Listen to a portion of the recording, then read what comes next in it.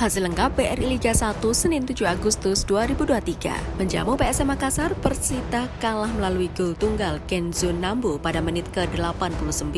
Gol itu tercipta dengan cara yang cukup unik. Kenzo Nambu melepaskan tembakan dari sisi kanan kotak penalti Persita. Bola sempat membentur permukaan lapangan yang kurang rata dan mengecoh Randy Oscario. Kekalahan ini membuat Persita turun ke posisi 7 klasemen, sementara BRI Liga 1 2023-2024 dengan 10 poin. Di sisi lain, PSM Makassar mantap berada di posisi kelima dengan 11 poin. Sementara itu pada laga lain, Bali United juga gagal meraih kemenangan di kandang sendiri. Serdadu Tridatu harus puas berbagi skor 1-1 saat menjamu Persik Kediri. Bali United pun gagal naik ke puncak klasemen dan harus puas berada di posisi kedua dengan 11 poin. Di sisi lain, Persik yang mengoleksi 8 poin naik ke posisi 12.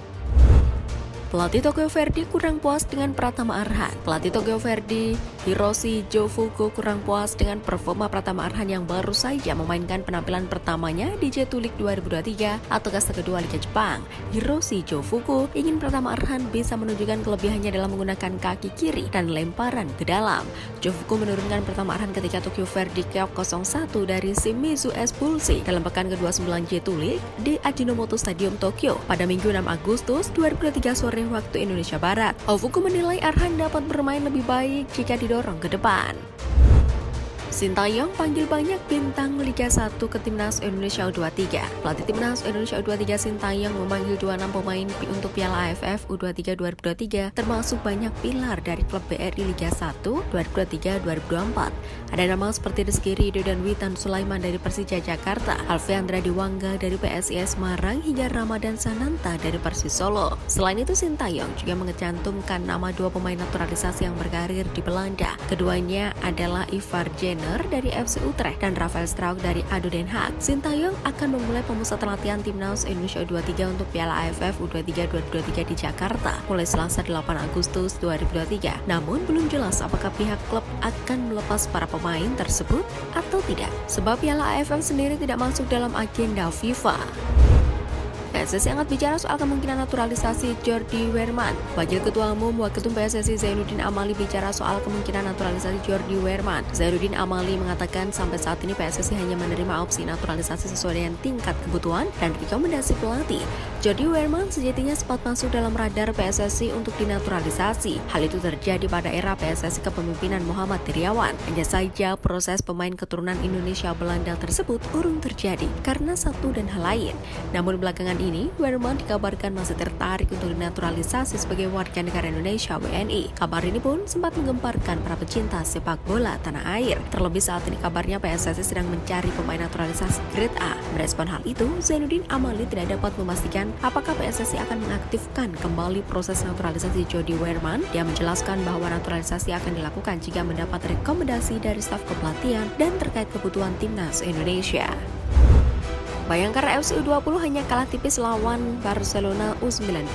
Barcelona U19 menang tipis atas Bayangkara FC U20 dengan skor 2-1 dalam ajang internasional Youth Championship 2023. Duel Bayangkara FC U20 versus Barcelona U19 digelar di Stadion Ngurah Rai, Denpasar, Bali pada Senin 7 Agustus 2023 sore waktu Indonesia Barat. 2 gol Barcelona U19 dicetak oleh Nil Caldero Soteres di menit ke-34 dan Alexis di menit ke-64. Sementara gol sematawayang Bayangkara FC U20 dicetak oleh Bagus Teguh di menit ke-45+4. Saina Patinama berjaya di Norwegia. Sandy Walsh comeback dari cedera. 2 pemain Timnas Indonesia beraksi di 2 kompetisi berbeda di Eropa pada akhir pekan lalu. Keduanya adalah Saina Patinama dan Sandy Walsh. Patinama yang berstatus bek sayap kiri Timnas Indonesia berhasil membawa Viking FK mengalahkan Bodo Glimt dalam pekan ke-17 Eliteserien 2023 atau kasta teratas Liga Norwegia dengan skor 3-2. Kemenangan ini mengantar Viking FK mendekati Bodo Glimt di puncak klasemen sementara Liga Norwegia. Saina Patinama dan kawan-kawan bercokol di posisi kedua dengan 38 poin dari 17 partai. Sementara itu, selama kurang lebih 28 menit di atas lapangan, Sandy Walsh gagal menyelamatkan Cafe McCallan dari kekalahan 0-1 melawan KAA Grand di Alfa Stadion pada Minggu 6 Agustus 2023 malam waktu Indonesia Barat. Ketika Sandy Walsh masuk, Cafe McCallan telah kebobolan akibat gol bunuh diri Dimitri Lavalle pada menit ke-54. Persib imbau Bobotoh tidak ke Solo. Persib Bandung mengingatkan para pendukung setianya Bobotoh untuk tidak datang ke Solo saat Maung Bandung menghadapi Persis Solo pada laga pekan ke-7 BRI Liga 1 2023-2024 di Stadion Manahan Solo 8 Agustus 2023. Vice Presiden Operasional PT Persib Bandung bermartabat Adang Rihat mengingatkan mengenai regulasi bagi supporter tim tamu untuk tidak menghadiri pertandingan tandang klub kesayangannya di BRI Liga 1 2023-2024. Adang berharap pemain Bobotoh yang hadir di Stadion Brawijaya Kediri ketika Persib Bandung menghadapi Persik pada 28 Juli 2023 tidak terulang lagi di Solo. Bonek punya kriteria ideal pelatih pengganti Aji Santoso. Jabatan pelatih kepala Persebaya Surabaya sedang lowong setelah pemecatan Aji Santoso. Untuk sementara, skuad Bajul Ijo berada di bawah kendali Uston Anawawi yang didapuk sebagai caretaker. Sejumlah nama bermunculan di media sosial yang kebanyakan merupakan pelatih lokal.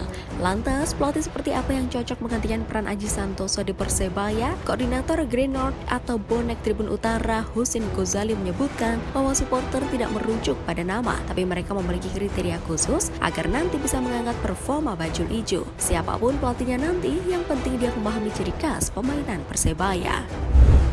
Banyak supporter yang away days di BRI Liga 1, PSSI akan rapat dengan PT LIB dan Komdis. Wakil Ketua PSSI Zainuddin Amali mengungkapkan bahwa pihaknya akan melakukan rapat dengan PT Liga Indonesia Baru dan Komite Disiplin PSSI terkait banyaknya supporter yang away days. Rapat antara PSSI, PT LIB dan Komdis PSSI untuk membicarakan pelanggaran kode disiplin 2023 oleh pendukung di BRI Liga 1 itu bakal digelar pada Selasa 8 Agustus 2023. Komdis telah beberapa kali bersidang terkait pelanggaran aturan supporter tur tandang. Denda sebesar Rp25 juta diberikan kepada tuan rumah dan tim tamu.